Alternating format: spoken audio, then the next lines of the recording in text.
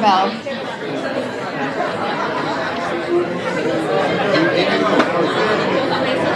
If we can all find our way to getting seated, we'll dive in.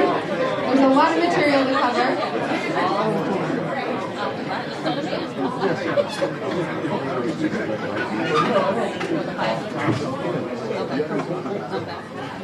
Good morning, good morning.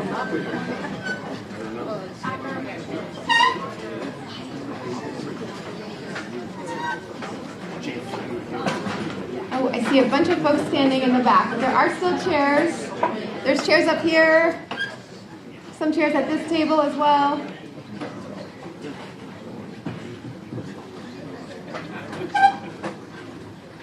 Okay, a couple more open seats.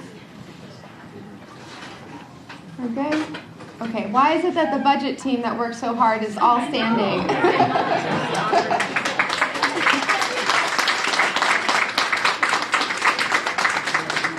Well, good morning, everyone. Thank you so much for all that you do.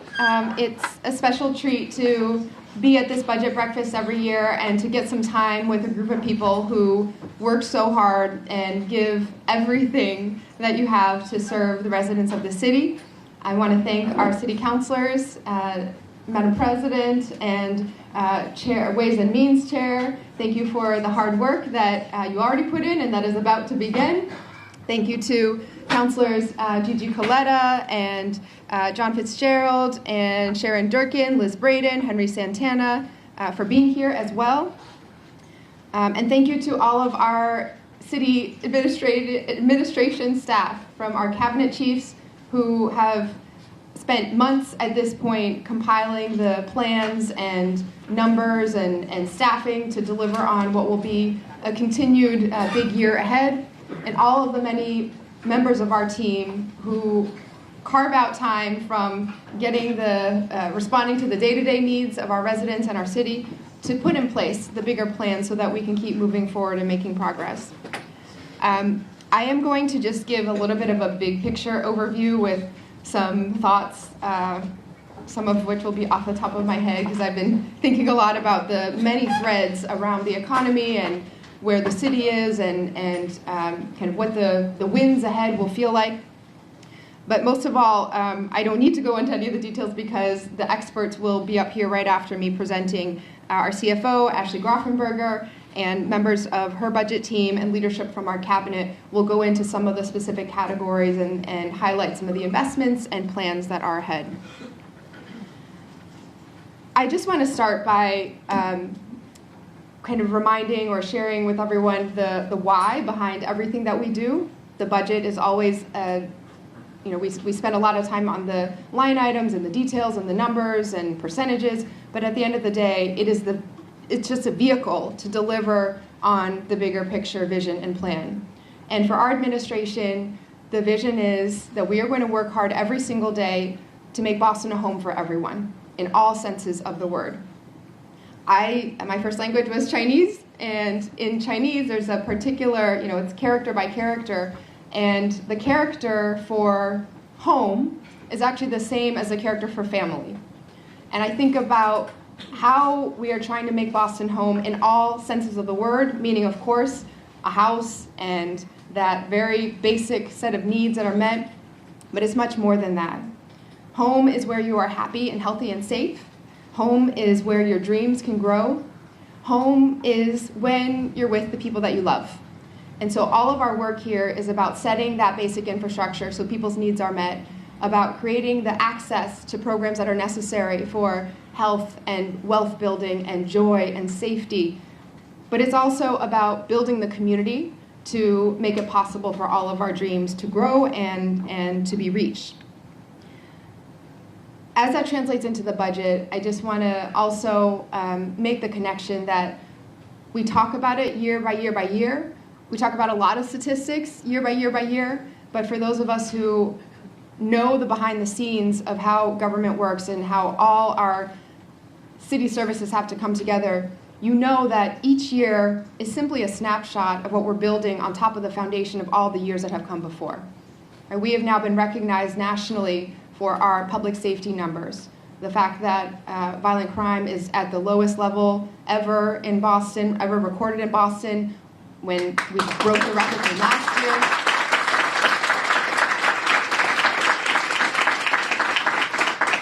But as much as I would like to think that that's because this year we just all of a sudden worked really hard and made it happen, the reality is that Boston has been building towards this for decades. And then with the leadership and the coordination of our teams that you'll hear a little bit more later on, we have been able to put all the pieces together. Similarly on the budget, you'll hear some really important and special investments, but I want to remind everyone that this is building on the last 2 years and even before that as well. Every vote for every investment that this city council took last year, the year before, is still reflected in this budget. When we make that commitment to funding a new program, to creating a new office, it is basically essentially a lifelong commitment for the life of an administration and city government, because we are not about to hire staff and then take away that program the next year. And so as we think about what we are investing in this year in the context of this economic moment and in the context of all of the years that have come before, it's really important to see that as a continuation and building on top of a foundation that has been set with great intention. In the last 2 budget cycles, we put in place many of these cornerstones, and now we are building upward on those pieces thoughtfully and sustainably.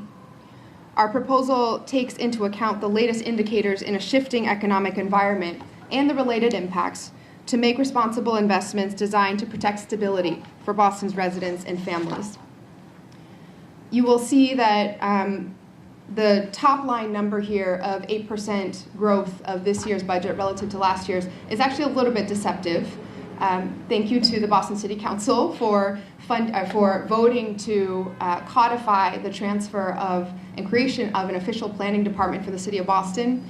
A big chunk of that 8%, or a significant chunk of that 8%, is actually the funding that will be transferred from the BPDA to fund that new department. And so while it appears now on our budget, because it is an official city department for the first time, it is not in fact an increase in spending that is happening around the city, because we're just taking also the funding stream that used to fund that off the books of the city and moving both the spending but also the funds for it onto the city budget. So that will be a bump that's reflected this year because of the major structural transition, but in fact the growth this year in the budget is very similar to almost exactly the same as from last year.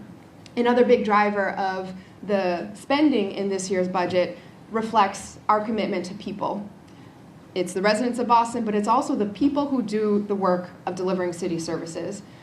Thank you to our Office of Labor Relations and the team that now has settled almost all of our contracts after being having big trouble.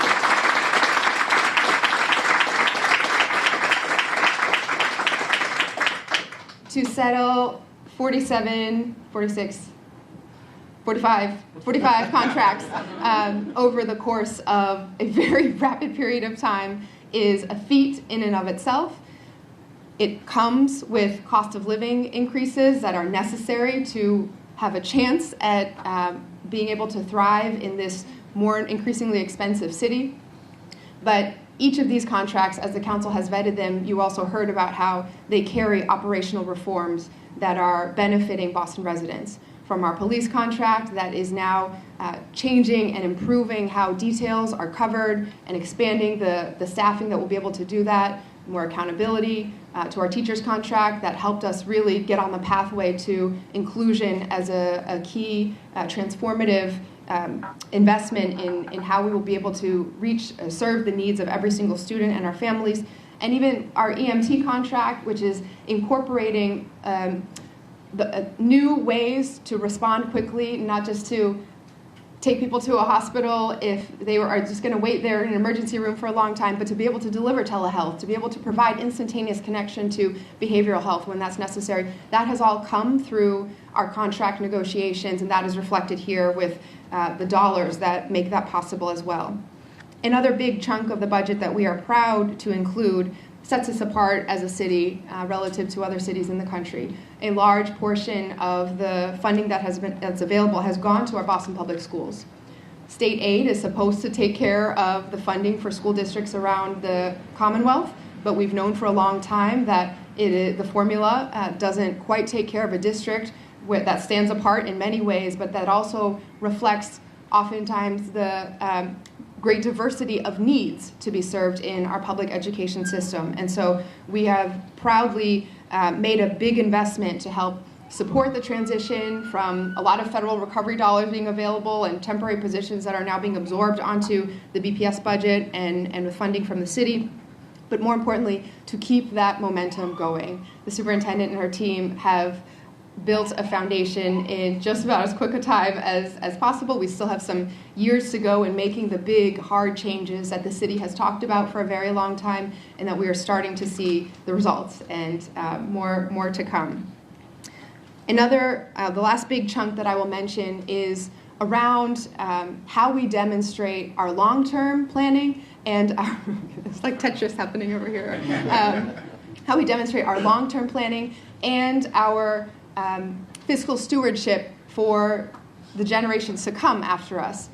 Another big hole for many city governments is how to keep up. They're treading water when it comes to retirement systems, funding pensions, how they manage to use the portion that's taken from the existing workforce and then turn that around to try to support retiree needs and healthcare costs and benefits. We owe our retirees the quality of life that they signed up for after decades of service to this city.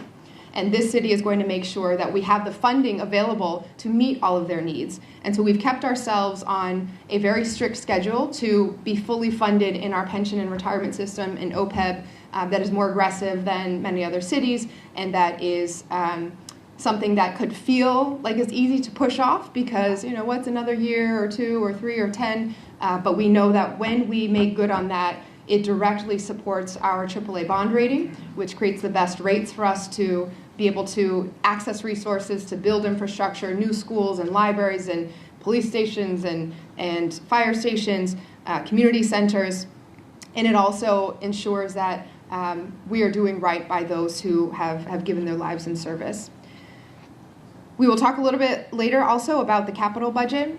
This is where the facilities and what you can sort of most touch and feel in terms of buildings and the home in each neighborhood for city services take place.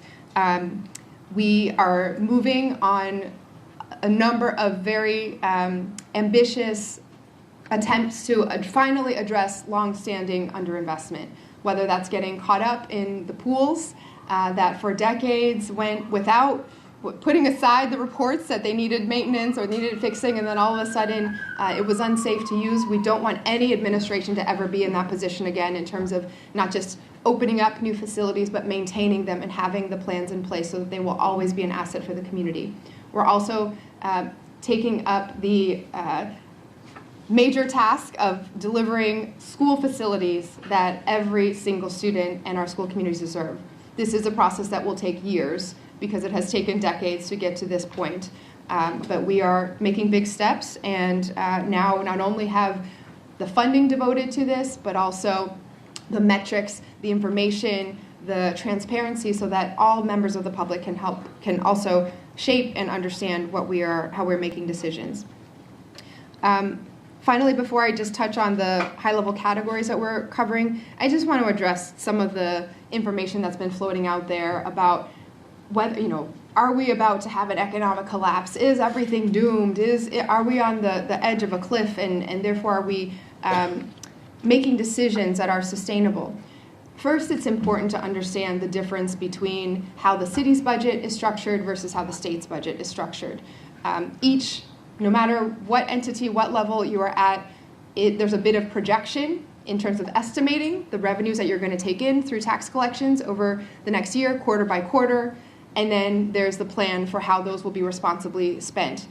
The city is under a balanced budget legal requirement, so we can never overspend what we take in.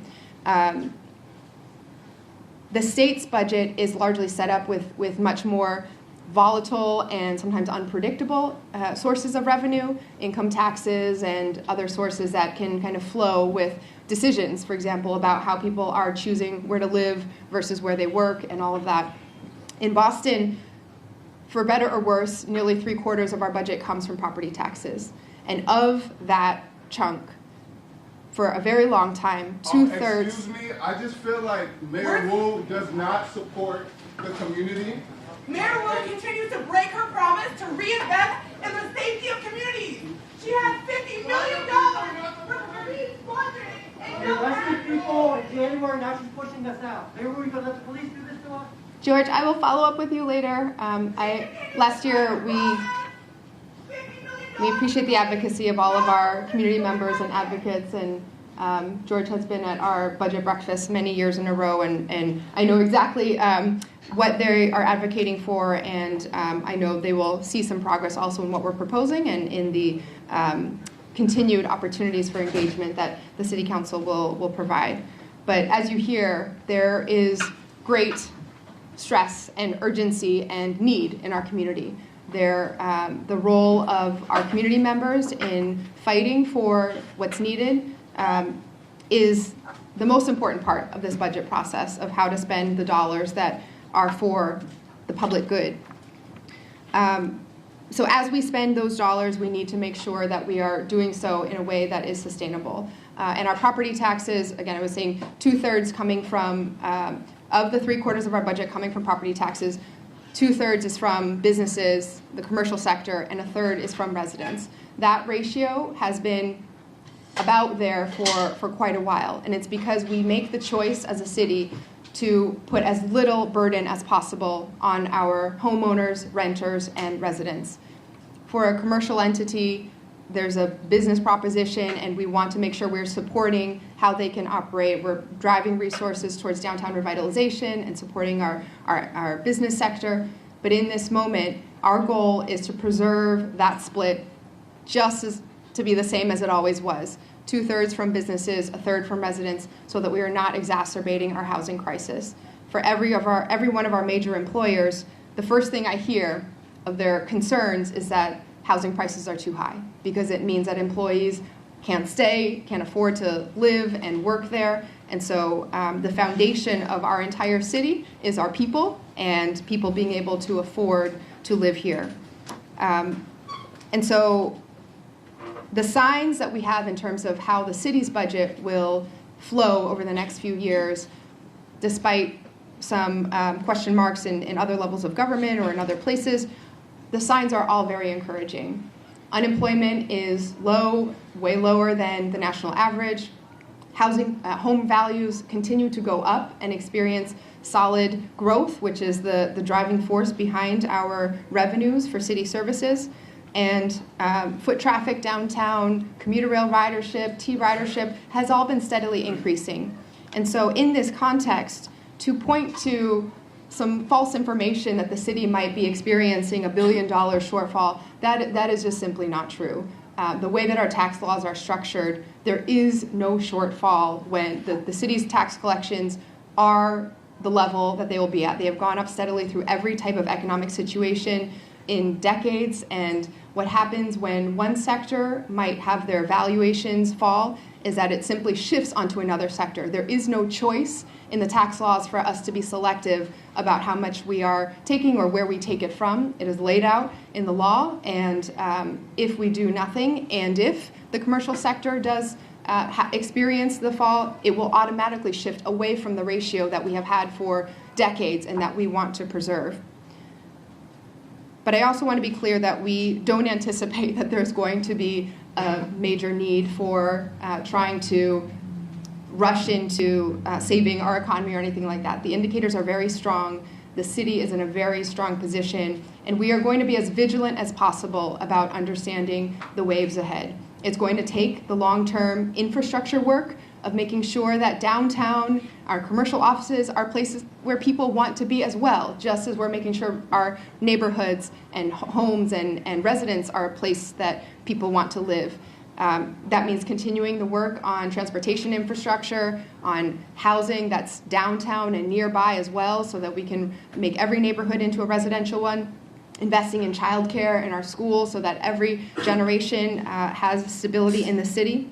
So in the context of all of that, to suggest that we need to take drastic action or impose a hiring freeze or put some major changes on the table is simply irresponsible. We are in a position to support our city workers, to deliver the services that our residents need, and we are going to continue speaking the truth about the economic situation of Boston. No one is resting on their laurels, and no one is saying that we have the luxury of easing off the hard work that has been happening. But we are seeing the impacts and the results of that, of all of our efforts coming together to really deliver progress. We are seeing strides and increases in the number of homeowners in the city of Boston, thanks to the investments that have been made and appropriated by the city council and the administration. We've seen strides in how our school quality and the facilities and programming is really serving students' needs. And we are seeing, in terms of the traditional economic indicators of small businesses opening, licenses being given out to new enterprises, an appetite and hunger for businesses to locate in the city, everything is going in the right direction. And so I am so grateful to this team for ensuring that we continue to stay on top of the economic winds that are facing us, but that we can also be the example for the rest of the country in how we center people and make our city a home for all. So we are going to go into some of the categories that really underline what it means to be a home for everyone, of housing and housing affordability, public health and safety, youth and families, climate and green space and our future, equity and economic opportunity, and the foundation of it all, delivering excellent basic city services. I'm so proud of every bit of work that has gone into this, and I'm so grateful to all of you for all that we will continue to do in the months and years ahead. So thank you so much, and I will now bring up our City Council President. Thank you so much for your partnership and leadership, Councilor Ruthie Lujan.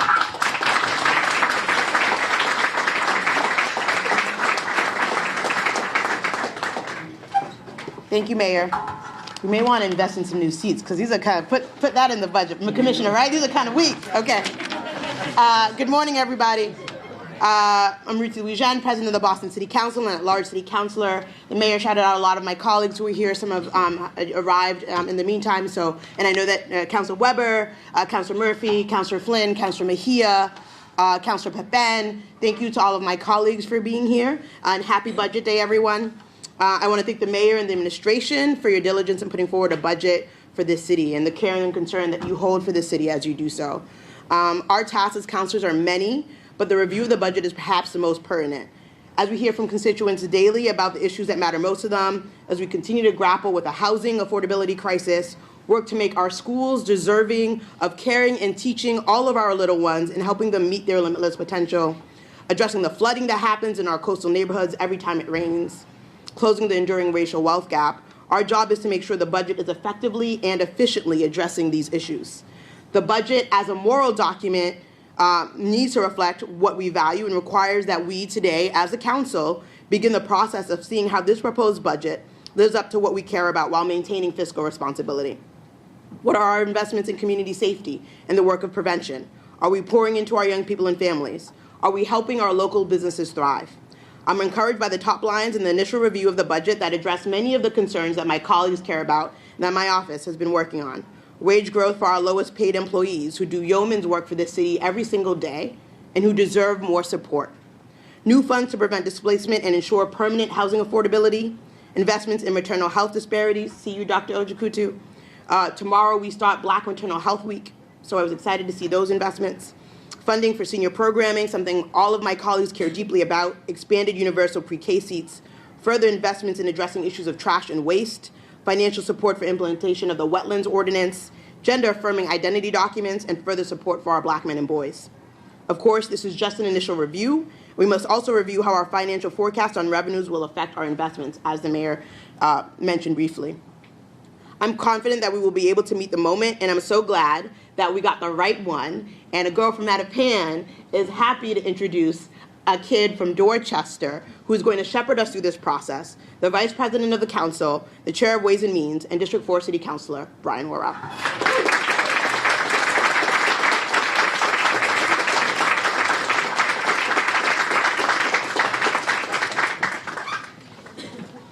Good morning, everyone.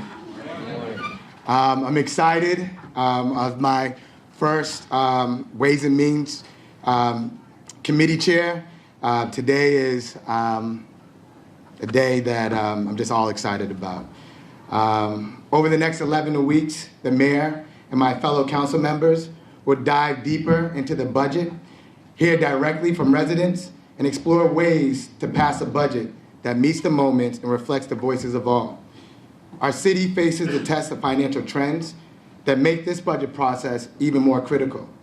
As our federal COVID-19 funds wind down, interest rates drive our construction boom to slow, and signs emerge that commercial property values are stagnant, we must ensure that our budget prioritizes fiscal responsibility, maintains levels of service for our residents, does not increase the tax burden on Bostonians, and supports our economic engine. Research suggests that persistent economic gaps limit the ability of our economy to grow to the full potential.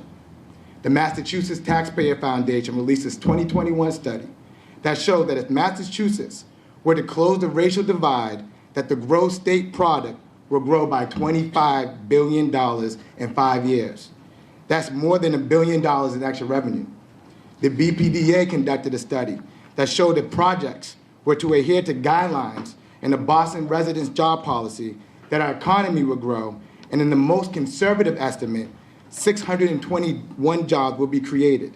There will be 173.4 million in new resident income, and our city's GDP would increase by $82.6 million. Our budget is a statement of our values, where each line item can be an investment in equity, the quality of life, and the future of all Bostonians. When we think about our current financial picture, what is clear to me is the path forward requires us to invest in what makes Boston strong, our people. But what does that mean in practice? It means changing educational outcomes for our young people. That's why we dug into the Boston Public School budget earlier than usual. And as a result, there are more paraprofessionals in our classrooms, increased funding for sports and family liaisons, and a greater emphasis on literacy. And that's thanks to this council's advocacy and a collaborative spirit by both Superintendent Skipper and Chair Robinson. It means investing in home ownership and addressing the affordability crisis so that residents can stay in Boston and build their lives here. It means investing in the quality of life initiatives, from childcare to transportation, that helps attract and retain a world-class workforce to fuel our economy. It means addressing the social determinants of health so generations of Bostonians can live to their full potential. My colleagues and I hosted listening sessions across the city of Boston, and I heard loud and clear that the vision of our city begins with investing in helping people and families. Governing when the money is flowing can be easy, but when times are tough, that is when we show our true values. In recent years, we have made budget commitments to close disparities here in Boston and build a brighter future for all. But these investments can't be seen as one-time projects. We need generational commitments. When I look at my son Elias, I think about the Boston I want him to inherit. I think about the disparities that existed when I was a kid that still exist today, and about the story I want him to tell about the city he lives in. When I think about that future, I think of the many families across our city, just like mine, who want to dream bigger for the next generation.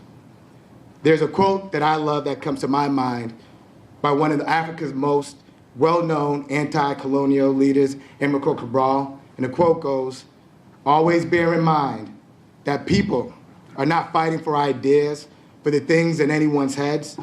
They are fighting to win material benefits, to live better and in peace, to see their lives go forward, to guarantee the future of their children." I'm looking forward to working with everyone in this room to deliver that future. I want to thank Mayor Wu, Jim, Ashley, the entire budget management team, all the chiefs and commissioners, directors, city's employees who are here today. I also want to thank my colleagues who are here, Council President Louis Jen, Council Weber, Council Santana, Council Murphy, Council Braden, Council Fitzgerald, Council Durkin, Council Coletta, Council Pepin, Council Mejia. I also want to give a big shout out to my predecessor, Council Fernandez Anderson, who has held it down as Ways and Means Chair for the last 2 years. And also a big shout out to central staff, especially the Ways and Means Committee, Megan, Shane, and Karishma. And lastly, a big shout out to my team, Matthew, for pouring all into the budget. Thank you, guys.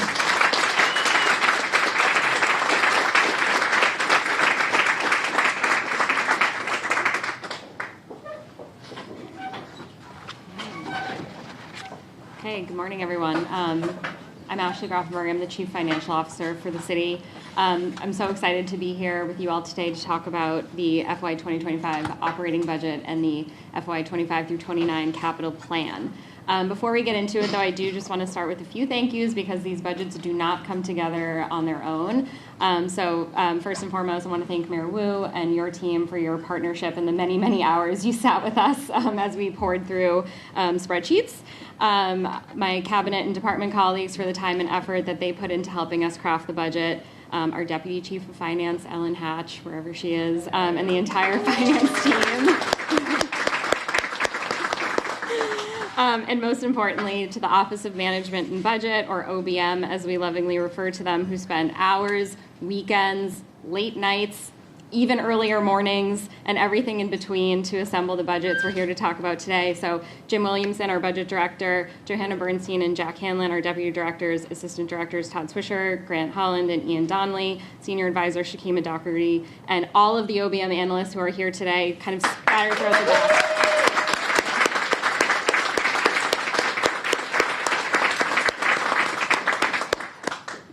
So throughout this morning's presentation, you'll hear from some of our city leaders and cabinet colleagues about some of the highlights in the operating budget, but I'm here to provide the boring stuff, the overview of some of the numbers and kind of the framing for the budget we're going to talk about today.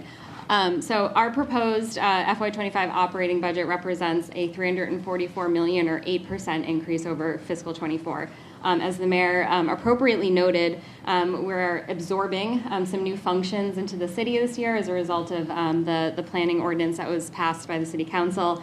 And so when you kind of go apples to apples, the budget growth this year is pretty much in line with the growth that we saw last year.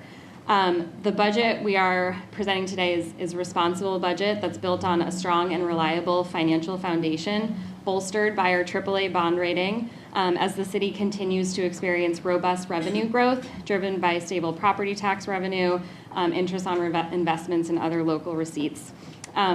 While we are simultaneously taking steps to safeguard residents against impacts of declining commercial real estate values, it's important to understand that nothing about this proposal or about that proposal changes the budget picture we're talking about here today. Declining commercial values do not create a hole in the city's budget, and none of the revenue included in this budget is a result of that temporary legislative relief that we're seeking. For that reason, the expenditure growth included in this budget is sustainable and seeks to shore up the city's strong foundation, ensuring fair and equitable wages for city employees, safeguarding resources for public education, and honoring our long-term financial obligations. As a result of that stable revenue growth, the city is able to make critical investments that support our ability to deliver services to residents, businesses, and visitors. The primary drivers of that expenditure growth I've sort of talked through and are kind of visually represented here on this amazing stacked bar chart. On the revenue side, property tax accounts for just less than half of the overall projected revenue growth. Year over year, though, we project that property tax will grow by just over 4%. Of this, 80 million of that is associated with the growth that we are allowed to capture under Prop 2.5, and the other growth is associated with expected new growth coming onto the property tax rolls. Local receipts and departmental revenues represent about 20% of our revenue growth in this budget and collectively grow by over 25% over last year. Interest on investments represents another 20% of the growth, growing significantly over last year's budget to account for this strong interest rate environment that we are in, and the interest we earn on the cash that we have invested. As we noted, the revenue from the transfer of the BPDA to the city, the revenue neutral transfer represents the remaining portion. On the expenditure side, our largest cost driver is the cost of providing fair and equitable wages to city employees delivered and guaranteed through our collective bargaining agreements. That represents about a third of the growth on the expenditures. Costs associated with BPS and public education represent our second highest cost driver, nearly 25% of the budget growth. Our long-term obligations are the next highest at about 17%, And then you see that revenue, that equal offsetting expenditure for the integration of the planning department and OWD. And then these little slivers at the top represent the increase in the cost of just doing business as the city. The same things we did last year are costing us more, and so we're reflecting that here. And then another small sliver of the targeted investments that my cabinet colleagues will talk to you all about throughout this morning's presentation. So very high level, a lot of numbers, but I think we're very excited about this budget. We really believe that it is responsible, sustainable, and built on a strong financial foundation for the city. So with that, I would invite Devin Quirk and Sheila Dillon up to talk about affordability and housing.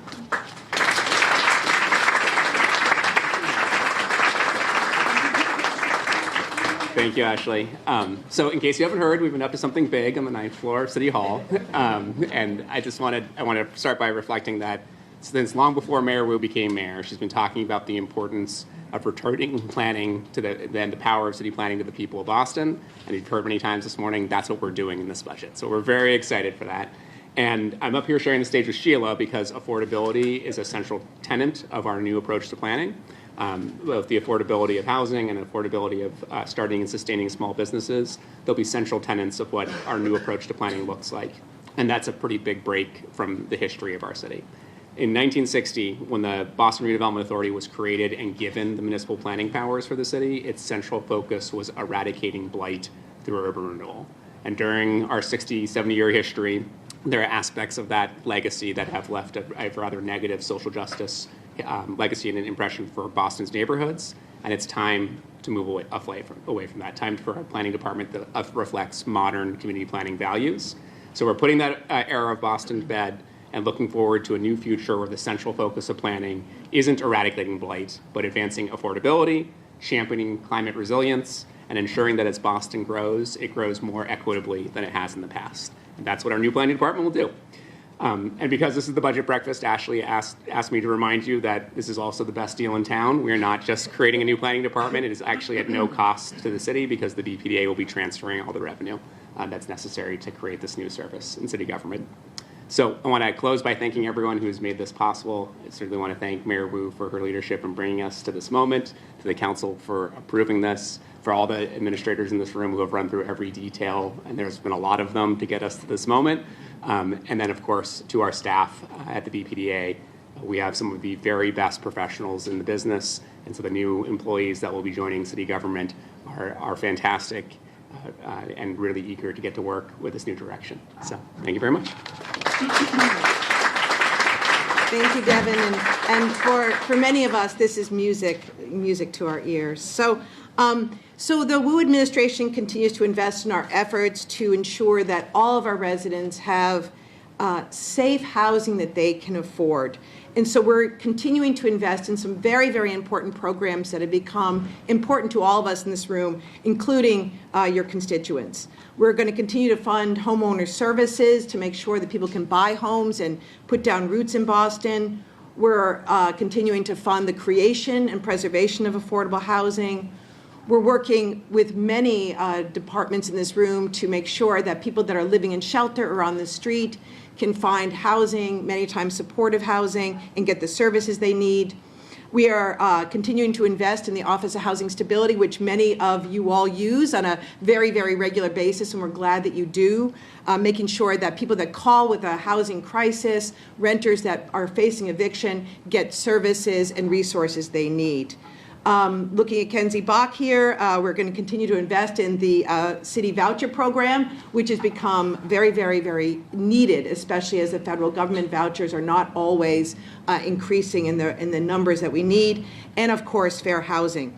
New investments include seed money for a new low-cost acquisition loan pool. So what this means is we are really working with our nonprofits and for-profits to take units out of the speculative market. As you've been reading, there's a lot of investment in our neighborhoods, not always good. So we're working with developers and owners that we trust to get units out of the market and make sure people can stay in their homes. We're going to continue to put more additional money into rental assistance, helping people pay their back rent if they run into a crisis. Eviction numbers are going up, so we really, really want to buck that trend. And finally, we all love the Boston Home Center. We've been helping seniors and others really, change out heating systems, windows, roofs. Now we're going to really try to decarbonize that effort. So we're going to invest in that in a very meaningful way. So lots of really tried and true programs that we're all relying are going to continue to get investment, and we're going to try some new things. So thank you very much.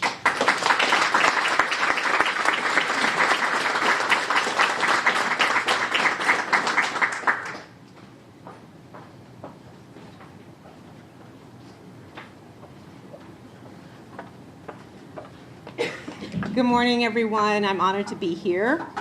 I wanted to start by just saying that public health and public safety are really inextricably intertwined here in the city of Boston.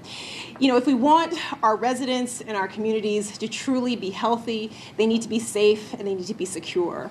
So to that end, Mayor Wu has proposed a number of investments that really focus on strengthening this interconnectedness between health and safety. So I'll start with EMS. So our plan, we would love to add 12 EMT positions within EMS. And the idea here is, of course, to increase our EMS personnel so that we can decrease response times. But it's also the idea of making sure that our residents, when they're in their most vulnerable circumstances, really have well-qualified personnel to take care of them. So thank you, Chief Hooley, for your leadership of Boston EMS.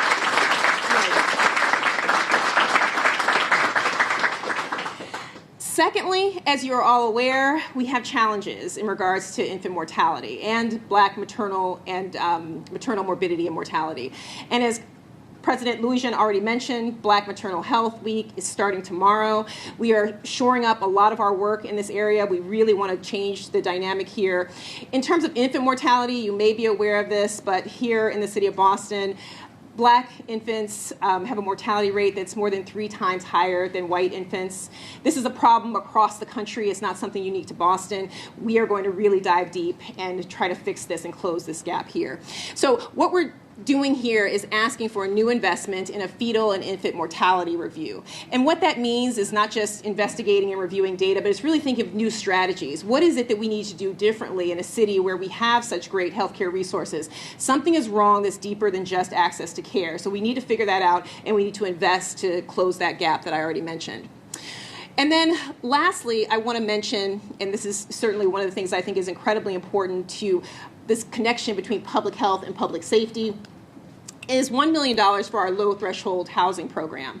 Now, most of you all know a lot of the work that's gone into, and most of you all participated in a lot of the work that's gone into removing the encampments here in Boston. This has been incredibly important to our city and to people living with substance use disorder and those who are, living with mental health issues. We've moved a lot of those people into low threshold housing. They've done quite well. They moved on to permanent supportive housing. But what we need to do is maintain that. We need to sustain this effort. And I want to thank our public safety colleagues, BPD especially, for all the collaboration and work that's gone into this. I just want to share with you that we spend a lot of time with commissioners across the country. This is something that is unique to Boston. We are really doing something innovative here. We are working together across, like I said, public safety and public health to ensure that people are well taken care of. So lots of new things happening, lots of good stuff that we're working on and building on, and I'll turn it over to you, Yasha. Thank you.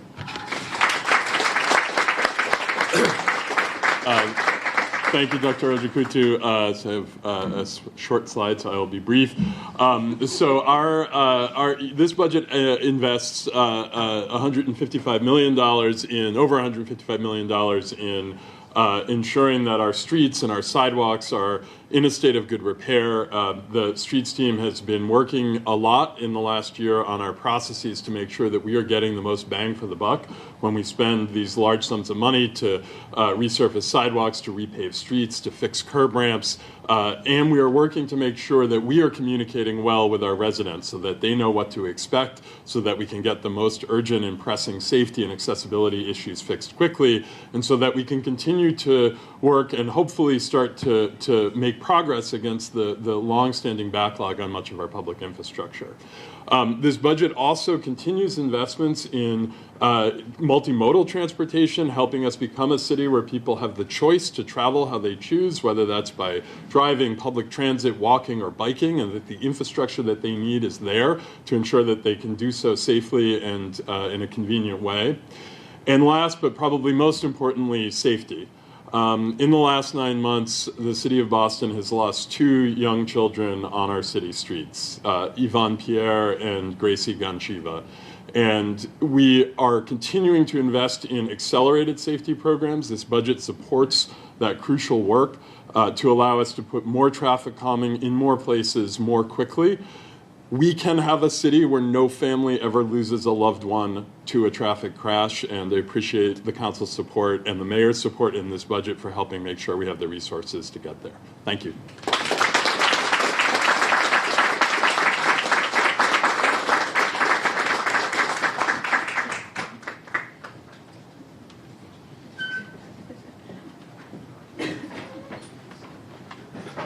Good morning, everyone. First, just a big thank you to our mayor and to our city council for all of the past support for the Boston Public Schools. We truly can't have a great school system unless we have a city that our kids live in that ecosystem, and it's great. And we're very blessed to be in that city and to be working together as partners. Shout out to Councilor Orell for having the vision and the spirit of collaboration. This was the first time we were able to really work ahead of the budget so that we could reflect the types of, constituent concerns that come up through our counselors. I think, our past budget has enabled us to go much deeper in areas that are critical. Our UPK work with Kristen McSwain and the team is really about setting a foundation for our youngest learners. Post-pandemic, social emotional supports for students have been critical, and we've been able to invest deeply in our social workers and our school psychs, and to really start to attack the chronic absenteeism which is plaguing the country. And the good news in Boston is that our Win the Day campaign and the work we're starting to do on chronic absenteeism is showing results, where we're already seeing double-digit drops in chronic absenteeism. It's also meant, in terms of the investments, that we have been able to expand for our older learners in secondary, early college and career. And so in a very short amount of time, we've been able to expand early college across 15 of our high schools. And on the career side, and there's more to come on that, we've been able to really take steps deep in industry around health services, around business, around tech, around engineering, the places that are going to be these jobs in our city that the next workforce are our students. And so in this budget, in this past budget, we've really been able to do all of that and take steps with transportation to make sure that our fleet, now at 90 for the electric buses, are really sustainable, green, efficient, as well as to develop some ridership policy as we move forward so that we can make sure that we're meeting our on-time percentage and getting our students safe and to school on time. That's how they're going to learn. In this budget, it represents us going deeper, and that's what's needed in BPS. And so we thank everyone for the support for that. This means for us, at a time when ESSER and the pandemic relief dollars are going away, that we could inject $20 million into our school-based budget, school-based, as a way to be able to help our schools feel less of that impact. In doing so, it's a deep focus on rigor and academics, literacy, which is the foundation for academic success. It is certainly around making sure all students have access to high-quality instructional materials and grade-level, high-quality instruction in every classroom in BPS. And that is really happening through our inclusive education, where for the first time, we are working for accessibility and choice for our special education parents and for our multilingual learner students, increasing access to native language, taking a deep look at our dual language and our bilingual education as a way to work with the community to expand those. This all happens, certainly, by us thinking about the buildings and the spaces that our students will be educated in. And so the $1.3 billion capital that's being allocated is such an amazing opportunity for us to take the decades and decades of deferred maintenance and really think in a new vision for buildings that can sustain the high-quality education that we will provide for every Boston Public School student. Thank you.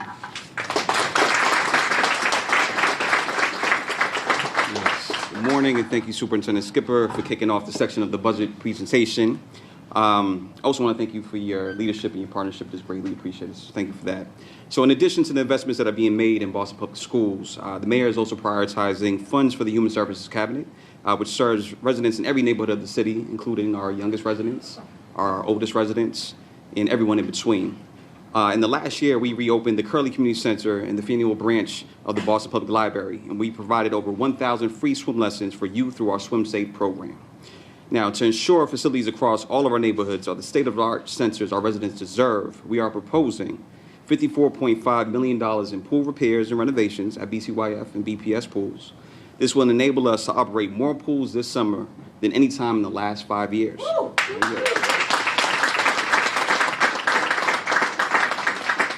Now, to maintain and extend the life of these important community assets, this budget includes investing in facilities maintenance staff at the Property Management Department for various facility repairs at BCYF community centers and other buildings across Boston, funding for refinishing of gym floors, as well as upgrades and preventative maintenance to prevent future emergency closures and ensure our community centers can continue to serve as many resources and places for gathering for residents of all ages.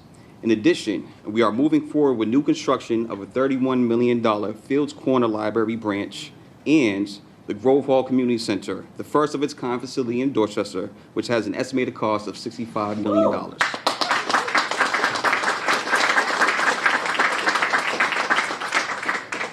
Now, to ensure city investments are supporting multiple generations of Boston's families, we are adding $500,000 in funding for expanding engagement for our older adults and seniors. And for residents of all ages, we are proposing increased funding for block parties, grants, with continued improvements in the streamlined application, making it easier for residents to build community in our neighborhoods. I look forward to the hearings where we can share more about our accomplishments this year and plans for the future. Thank you so much.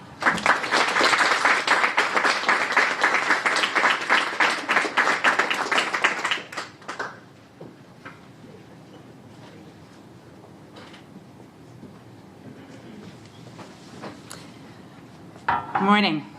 I'm here to talk to you about climate and green space investments on what is my last budget breakfast. So good to be with you all, and thank you for the opportunity to have served with so many of you collaboratively over these last 3 years.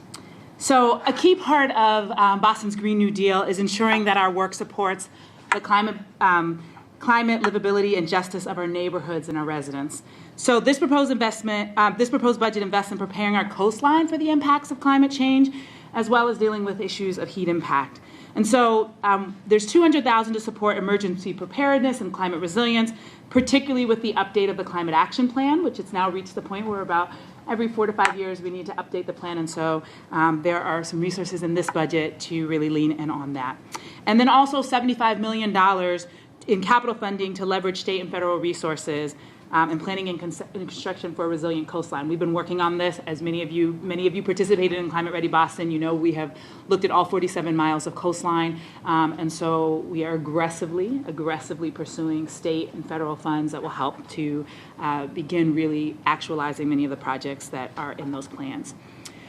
We are also focusing on green space, and probably this is the thing I'm maybe most excited about. I know, many of you have spent time in Franklin Park. Many of you know how much of a gem it really is for the city. It is the heart of the Emerald Necklace, and it's a real unique piece for the city of Boston. I think, truth be told, I'm not sure it would be possible in this day and age for people to be visionary enough to set aside 527 acres in the heart of the city. And so, as you also know, in many instances, while that initial investment was revolutionary, we have not always sustained that investment over time. And so we're really excited to announce a investment of $735,000 in Franklin Park that will bring in a Franklin Park administrator, a person whose sole job is to really look at that park and really think about how to bring it all together.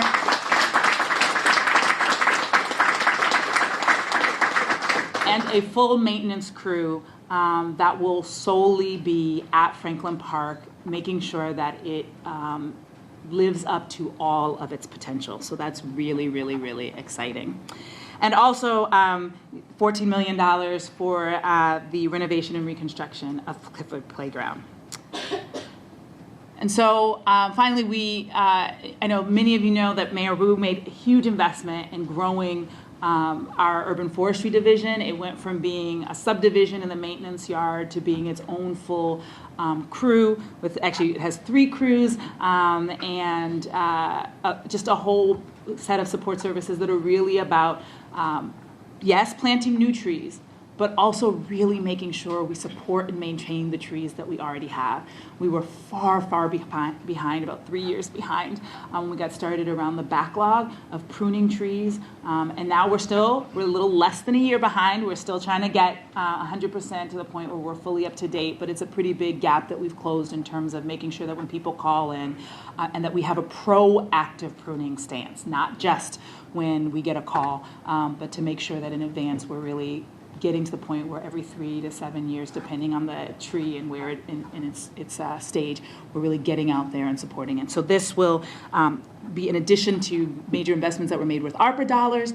And then finally, $1.6 million to support retrofits of green infrastructure features into our street construction projects. As Chief Franklin Hodge talked about, there's a major investment happening around our streets and sidewalks, and that's important. And there are some ways that we can do things differently that really deal with stormwater. I don't know where people live, but on my parents' street, for instance, when it rains too much, I see BWSC out there trying to control the flow. And there are ways that we can build and construct our streets to be streets of the future, so we wouldn't have to do all of that sort of consistent maintenance, because the reality is that those severe rain events, they're not coming, they're already happening, and we need to adapt to those realities. So those are the investments for climate and green space, and thank you, and I look forward to seeing you on the other side.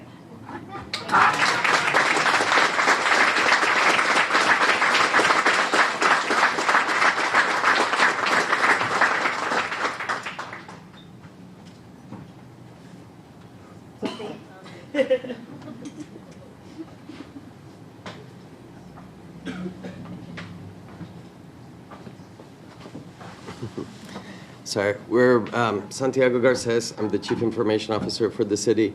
We're really excited to make the request for resources. Our permitting and licensing systems really underscore almost everything that the city does related to some of the things that we've discussed. The investments in housing require permits. The investments in construction and work in the public right-of-way, including block parties and special events, require permits. And we want to build experiences that are designed for our residents and the diverse nature of our residents. We want to build this next generation of permits and licensing systems with our employees in a way that we're rethinking how our processes work to make them simpler, friendlier, and we also need the technology that underlies this to work reliably. So we're excited to make the request for this investment.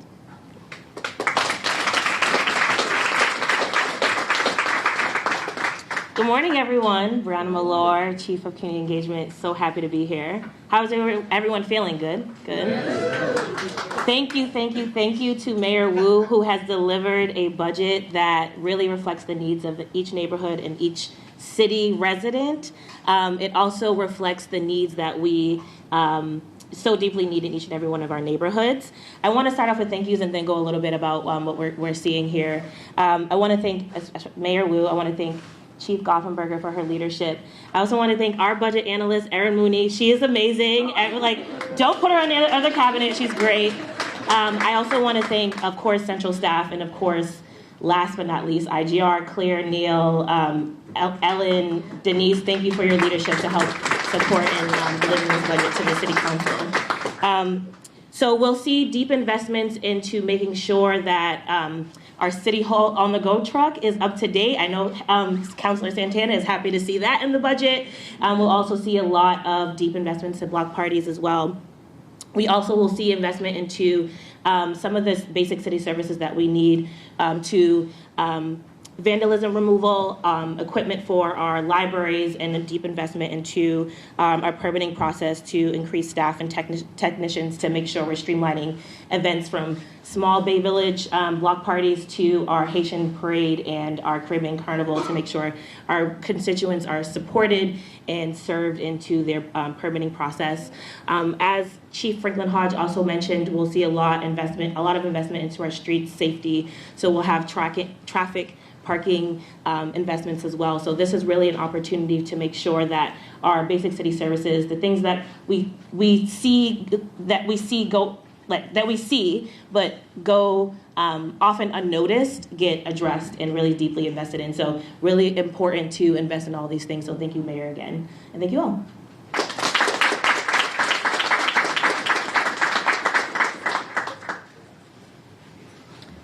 Thank you so much, Chief.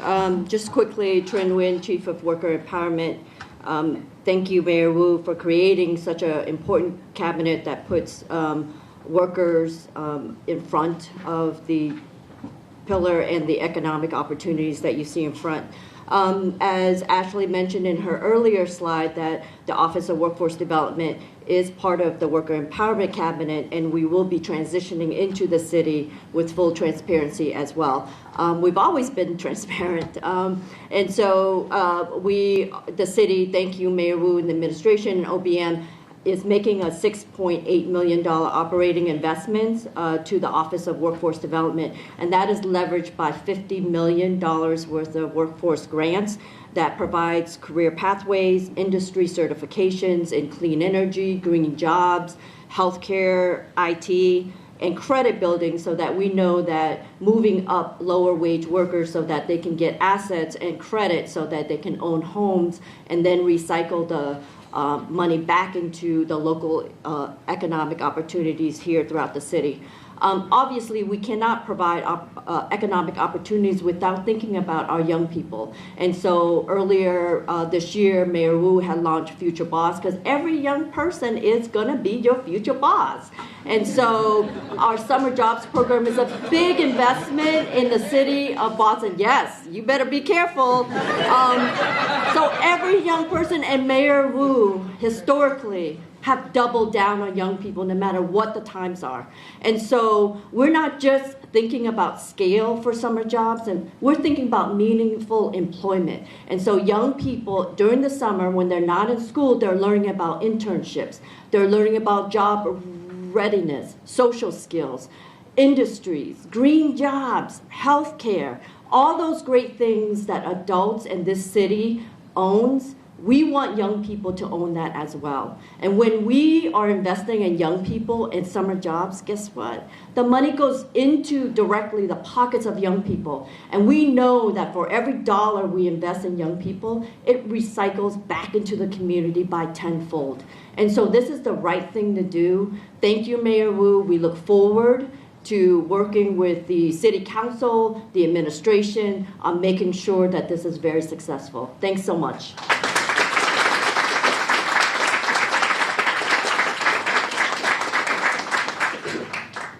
My boss, Chief of Communications, Jessica Pierre, told me I'm closing today.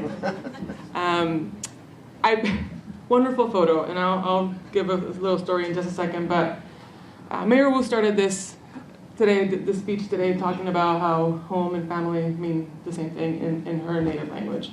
And I've been sitting here listening to all the different investments that we're making as a city workforce and thinking about all the voices on the ground that have helped inform this budget for FY25. From members of our reparations task force, to members of our Black Men and Boys Commission, to members of our Disabilities Advisory Council, to our monthly LGBTQ meeting members, and I can keep going and on going and going and going. And so I before talking about this, I just want to sort of like take a moment to think about the people that have helped inform your work and the work that your colleagues are doing throughout this, because this is why we're here today. Breakfast was great, but this is really why we're here today. Quick story. The mayor was in fact in this parade, the first time that Pride was back this year after 4 years of multiple crises.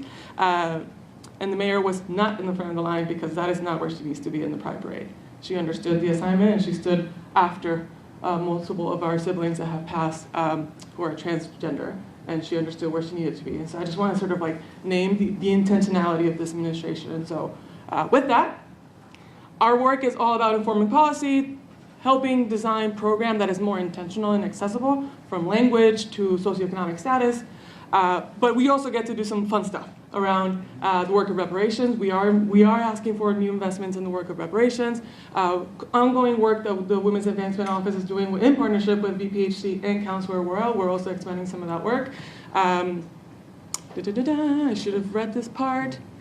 Obviously the ongoing work, our Black Men and Boys Commission, and thank you to Councilor Mejia, who's from day one been a great advocate. And last but not least, in honor of this photo, doubling actually, the number of people, transgender and gender non-binary people, who can now change their names legally through a grant that the city put out in FY24 and will hopefully put out again in FY25. So thank you all. Did I do good, Bob? Thank you.